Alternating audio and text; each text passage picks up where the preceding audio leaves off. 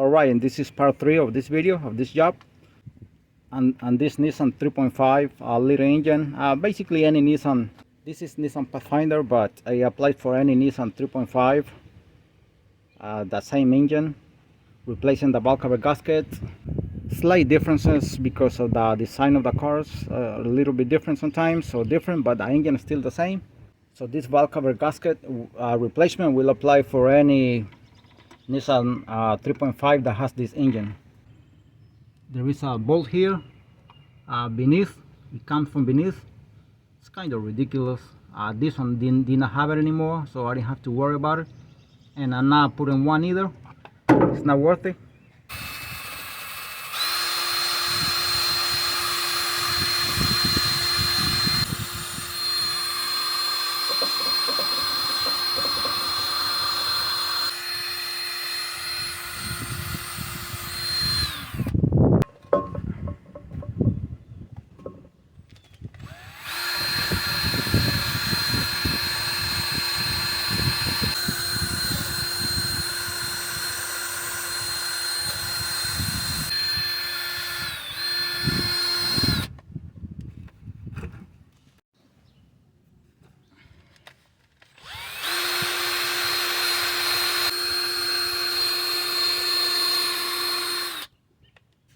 Alright, this sandpaper here is 400 grit.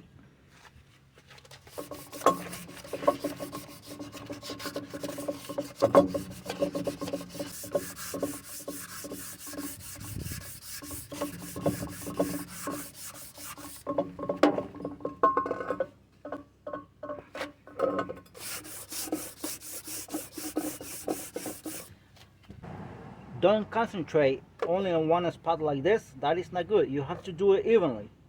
Even though I'm not sanding it, I'm just cleaning it. But do not concentrate on one spot.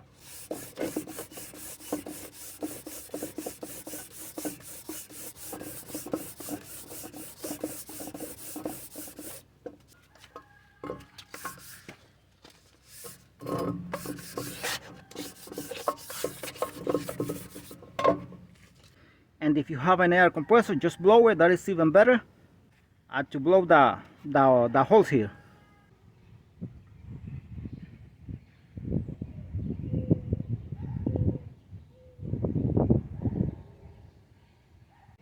Alright, and one thing that is very important before installing this, to clean just in case, these passages here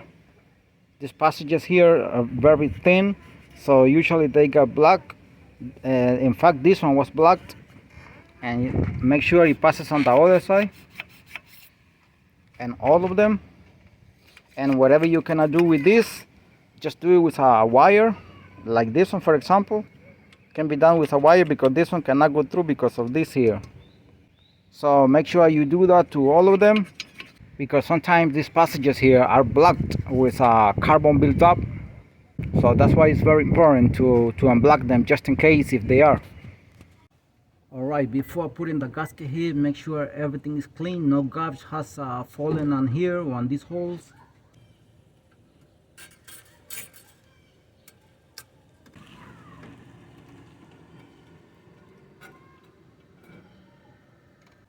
Also, do not touch the surface here of the gasket at the time of putting it. Always get it sideways.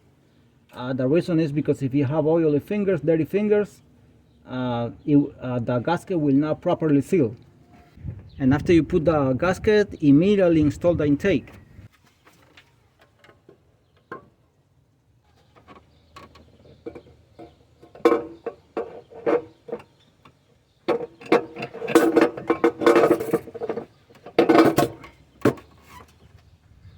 The reason I put the hoses before is because I want to make sure that I find the hoses, every hose, to put in the right fitting of the intake before bolting the intake. Because if you bury one of these things behind there, beneath the intake, and you didn't realize, and then you bolt it, you have to bolt everything again. 12 right there, another 12, and another one on the other side there, like on this side too. One of these on the other side. They all 12.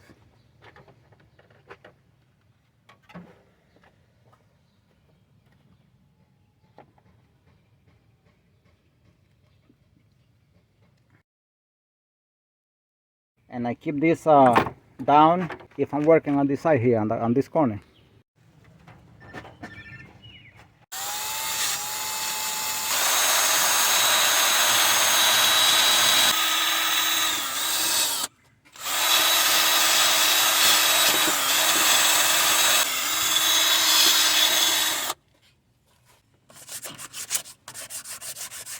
One more time, this is 400 grit here.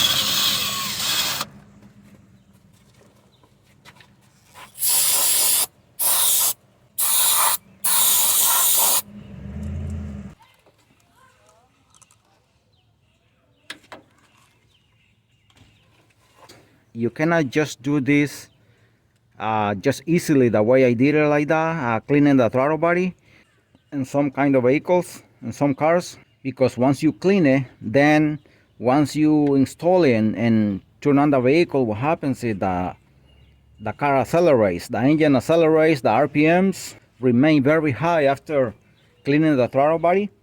And sometimes you have to reprogram the throttle body itself, and that requires a good scanner. And sometimes there are some procedures where you can manually reset it or reprogram it, whatever.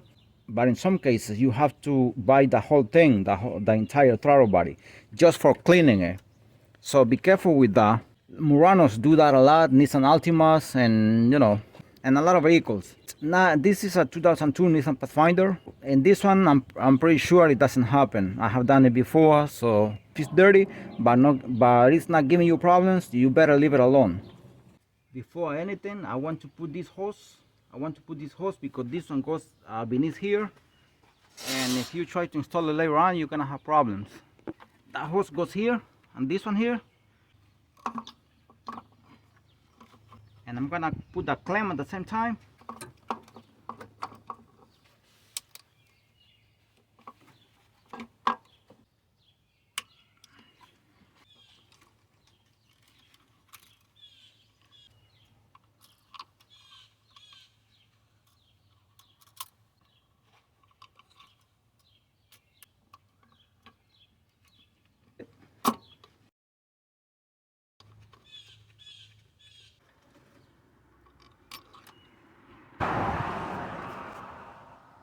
This is a 6mm socket here, hex, Allen, whatever you want to call it.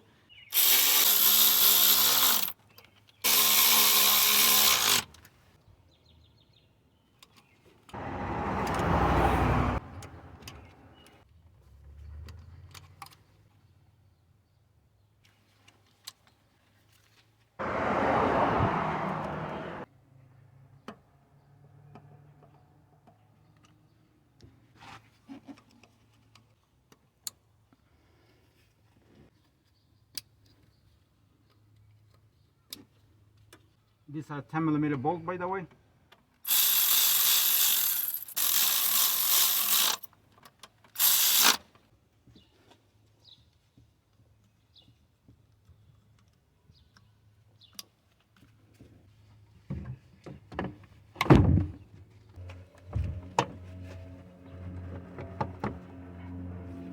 The hose here behind.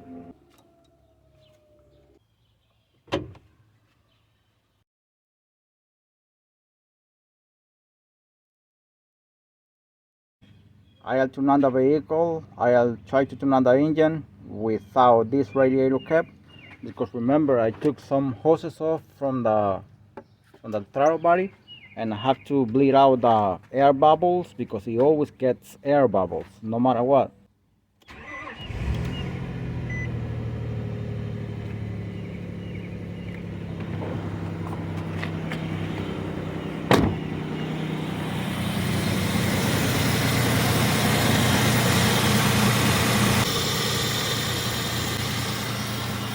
It seems very smoothly. It's not shaking, nothing. It's running very smoothly.